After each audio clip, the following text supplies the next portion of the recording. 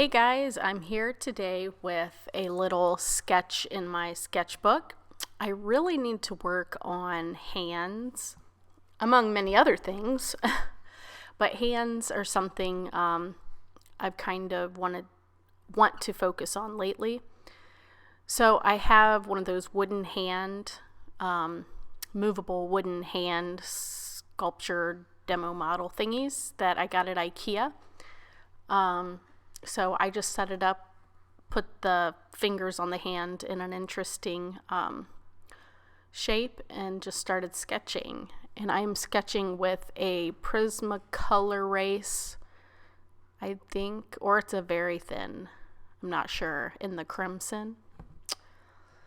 And I have not taken any formal anatomy drawing classes. I have to admit that I'm very impatient and I don't want to sit through, long classes or tutorials that show me how to draw the anatomy, although I know it is very important to do that. I'm extremely lazy and stubborn. So I'm just kind of going at it here with, kind of trying to draw in some of the finger joints and the shape of the fingers on the hand. And again, I am not an expert. I'm not saying this is how you draw hands. I just thought I would press record while I was mucking through this and share it with you guys.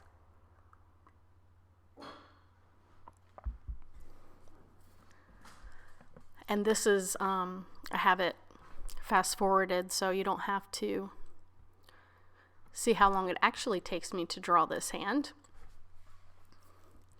So I have to share, I just came back from Florida about a week ago from visiting family, and man, it's so nice to get away for even just a long weekend, isn't it? Just to clear your mind and forget everything, even if it's for a day.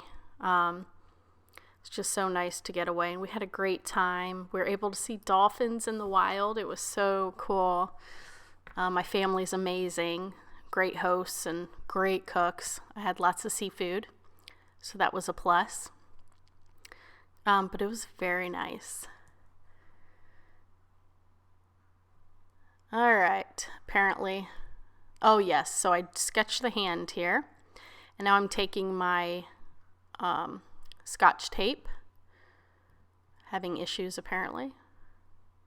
Oh yeah, it kept wanting to tear down the middle.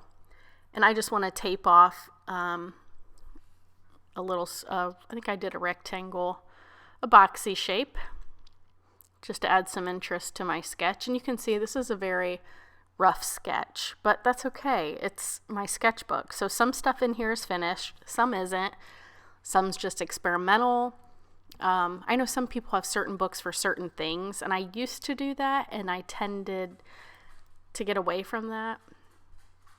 So I kind of don't have any rules right now when it comes to my sketchbook, and my art journal became my sketchbook. And I don't love this paper. It's the Dylusions Journal from eons ago. I've had it forever. I just can't seem to get it filled up. Plus the pages are just large. Too large for what I would like. So I'm using the Ecoline watercolors here. And you can see I hate the paper because it just sucks everything up. I just feel like, I don't know, I just don't like it. It's good for journaling, art journaling, if you're going to glue stuff down and paint and stuff, but for water-based paints, watercolors and such, not so good. And you can tell I'm really sloppy with this. Sorry for the headshot there. You can see my gray hairs, lovely. Which, by the way, totally off topic, but I'm actually trying to grow my gray hairs out.